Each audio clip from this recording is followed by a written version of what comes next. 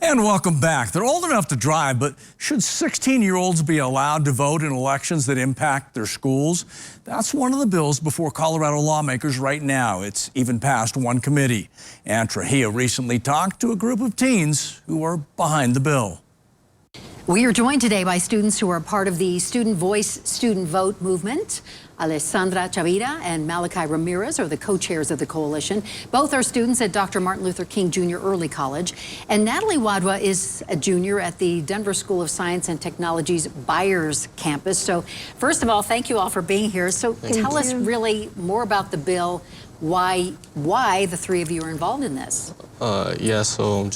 The bill, pretty much what the bill does is it allows pre-registered voters 16 and 17, it allows them to vote in state and local school board elections, as well as to vote in bond and mill levy questions. Right, so this is a matter of school safety. This is a matter of having student voice be heard in our school elections. Because we're not having those student voice right now, we are denying these people who the policies are directly affecting, a voice in that legislation. So this is going to be a comprehensive way for students to be able to have a voice in the things that are going to be affecting them the most. So such as, I know you said school policy, but what are some of the issues that have weighed heavily for you that you felt like you didn't have a voice in? As of late, we've had a lot of policy changes regarding our safety, getting clear backpacks, getting police in our schools, and all we're asking for is to have a seat at the table in those conversations, being able to have a vote in the people who are representing us and have the best interest for everybody who it impacts, not just the teachers, not just administrations, but the students, because the students are the biggest stakeholders in this. And are these the same issues that you're frustrated with or want to address? Yeah. I think that mental health is a really, really big issue, especially in our schools today. We're seeing kids who are having extreme mental illnesses such as depression and anxiety, and they're not able to get the supports that they need. If we can have a voice in this, then we're going to be able to further that. Furthermore, I'm involved in gun control and gun action. I think that this is a really important way for students to be able to be heard on this issue. We do not want guns in our school. We need more mental health, supports and less police officers regulating. And what do you think, what would you say to those critics who say that 16 and 17-year-olds aren't mature enough or don't have enough life experience to really have a say in on these important issues?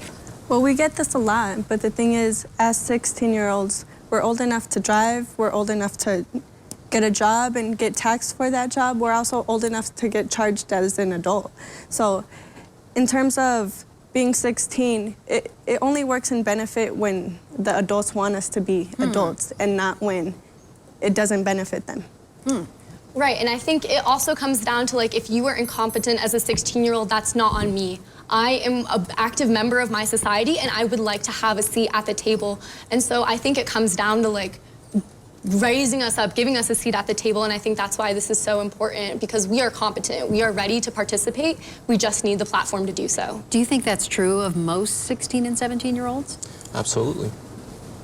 No question. Because I think that, as an adult, some of us will look at certain 16 and 17-year-olds and say they have no interest, I've worked in primaries and campaigning for different politicians, and even just banking, it proves to me that even adults are not truly engaged in our civic duties. So to say that 16-year-olds are not going to be engaged kind of brings up the question to ask, are adults even engaged? Yeah, that's a fair point when you look at voter turnout. Although younger voters generally have not had a high turnout rate either. Do you think this would help, perhaps? Yeah, I think if we're going to give the power to the students to be able to advocate for what they think is important, then I think they're going to come out. We can see that when we have days of advocacy. We can see that when we have marches. Students are showing up because we don't have the physical ability to vote. So we are still showing up, and I think that that's going to be reflected if this is passed. Do you think that there have been life events that have changed this perspective of 16 and 17-year-olds? Is this something new, or do you think that people have always felt this and just are now finding a way to bring it to the legislature? I think Go ahead. I think our generation is much more aware of the political issues within our society because we have outlets such as social media or even like teachers or adults. And like I said, social media really opens up a conversation that I don't think generations before us have had. True.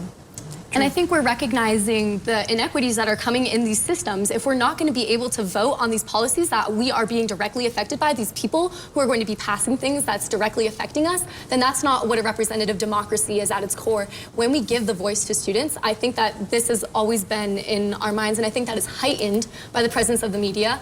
But I think that this has always been a thing, and this is just continuing what a democracy is instituted to do in the first place. So I know a couple of you have had the opportunity to testify. What do you think the chances are of this passing? It's hard to tell right now. It passed 6-3 at the State Affairs Committee, but we do have a somewhat high fiscal note for today's standards. We have about $400,000 on our fiscal note, so it's hard to say whether or not it will pass at the Appropriations Committee, but the argument can be made that it is an investment on having young voters and also for our education. Well, it's certainly worthy of a conversation. So thank you so much, all three of you, for being here and speaking honestly with us. I appreciate it. Natalie Wadhwa, Alessandra Chavira, and Malachi Ramirez. Thank you all. Thank you. Right back.